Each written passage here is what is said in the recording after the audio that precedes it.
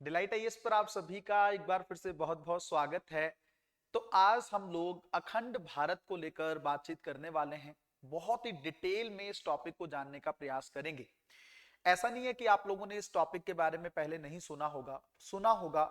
आज ये जानेंगे क्या इसका कोई ऐतिहासिक बैकग्राउंड भी है, कोई पृष्ठभूमि भी है, या सिर्फ जो है अनुमान के आधार पर इस बात को रखा जाता है। कहां से ये कहानी शुरू होती है और किस तरीके से जो है इसका भविष्य हम देख सकते हैं।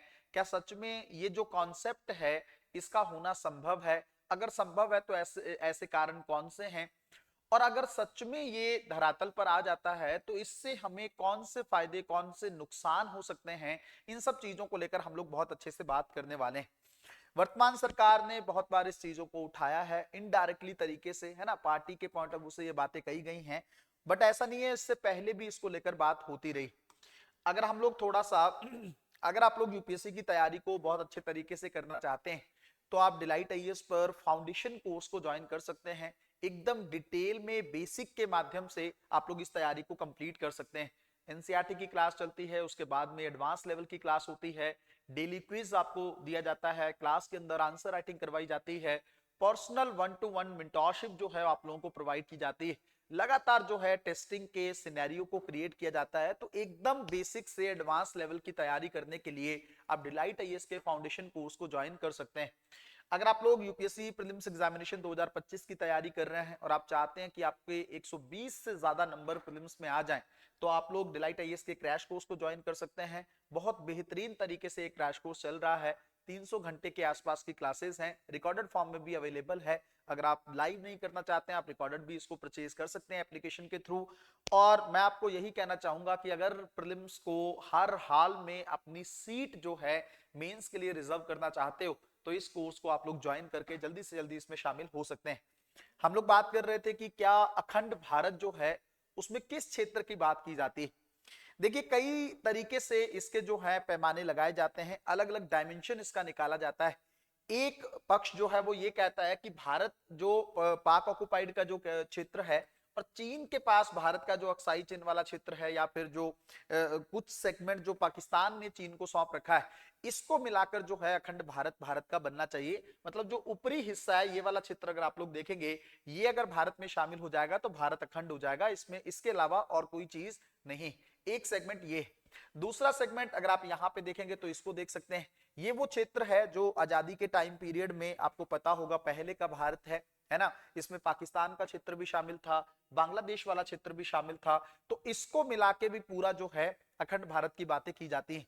तीसरा सेगमेंट एक बहुत बड़ा सेगमेंट है, या तीसरा पक्ष जो है वो बहुत बड़ा है।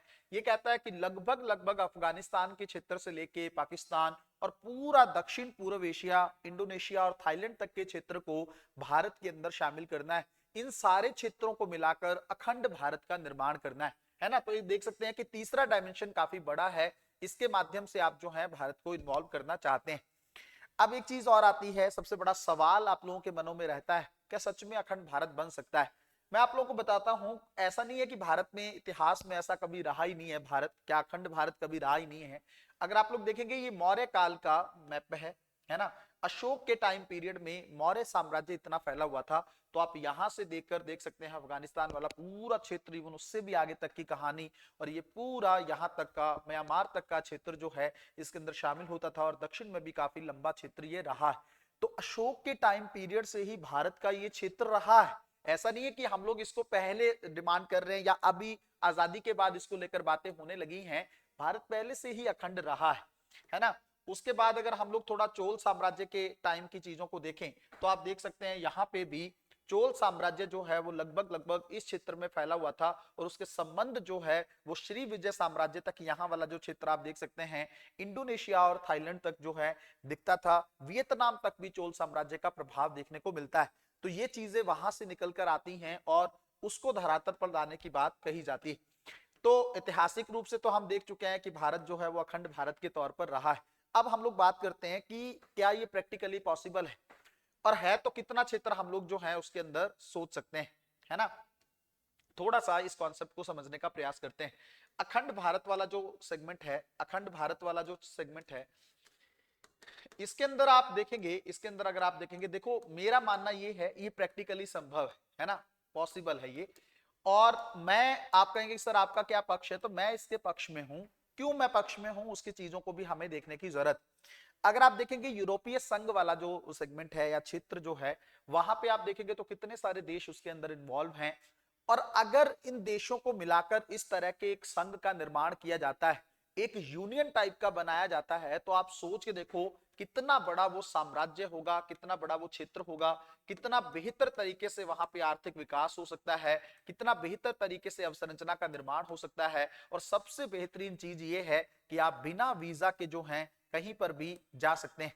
इससे क्या है, एक जो गतिशीलता जो है इस क्षेत्र में बढ़ जाएगी। बहुत बढ़िया संगठन के तौर पर आपस में बहुत अच्छे तरीके से व्यापार होने लगेगा और बहुत तेजी से जो है यही क्षेत्र जो है खास करके पश्चिम का या यूरोप का मुकाबला कर सकता है। मेरा जो डायमेंशन है वो इस सेगमेंट में है। अब देखो, इस अखंड भारत को बनाने के लिए दो तरह की चीजों की बात होती है ना। मैं प्रैक्टिकली आपको सॉल्यूशन बताऊंगा। एक तरीका तो ये है कि जो सैन्य माध्यम से जो बातें कही जाती हैं कि भारत जो है इतनी बड़ी पावर बन जाएगा, इतनी बड़ी सुपर पावर के तौर पर निकल कर आएगा कि वो पाकिस्तान या बांग्लादेश वगैरह जैसे क्षेत्र को अपने जो प्रभाव में ले लेगा, है ना। तो ये वर्तमान समय में आपको भी पता है, वैसे तो होने को कुछ भी संभव है। जब अमेरिका जैसा देश या चीन जैसा देश जो हमारे बराबर था वो सुपर पावर के स्तर पर पहुंच सकता है, तो हम क्यों नहीं पहुंच सकते हैं। भारत उस डायरेक्शन में आगे बढ़ भी रहा है। लेकिन बात यह है कि सैन्य चीजों से किसी क्षेत्र को कब्जा करना वो लंबे समय तक स्थिर नहीं हो सकता है। दूसरा तरीका जो मुझे प्रैक्टिकली संभव लगता है ना, जो व्यवहारिक भी है, वो ये है कि बातचीत के माध्यम से ये सारी चीजें हो सकती हैं, वार्ता के माध्यम से ये संपन्न हो सकता है।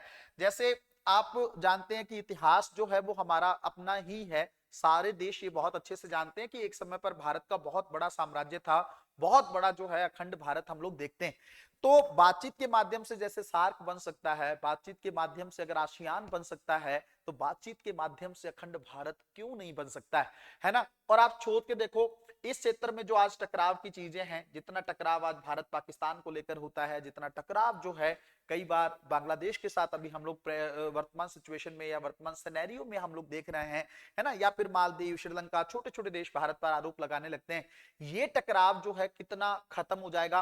और आप सोच के देखो, अगर ये चीज धरातल पर आ जाती है तो जितना ये लोग सैन्य खर्च करते हैं, जितना ये सैन्य खर्च करते हैं, उतना खर्च करने की जरूरत नहीं रहेगी डिफेंस पे। तो ज्यादा फोकस किया जा सकता है किस पे, डेवलपमेंट को लेकर, इकोनॉमिक प्रोग्रेस को लेकर डेवलपमेंट पे काम किया जा सकता है, मानव विकास को लेकर बहुत अच्छे से काम किया जा सकता है, अवसंरचना को लेकर बहुत अच्छे से काम किया जा सकता है और मुकाबला किया जा सकता है पश्चिम से।